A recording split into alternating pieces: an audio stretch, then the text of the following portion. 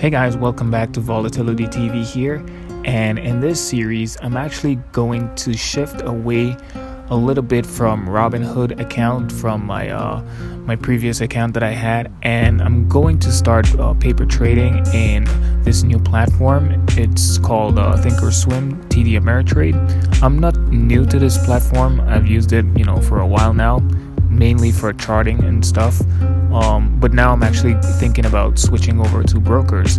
But before I do that, I want to make sure I have everything that I need set up in order to consistently make profits.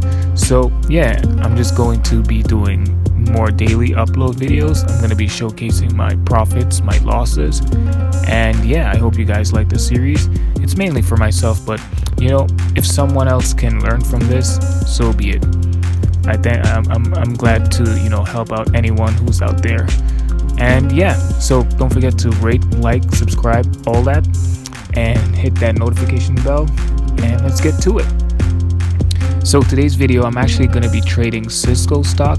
I primarily like this stock for trading purposes because I can actually utilize most of my my capital, and let's say take 1,000 shares in and out.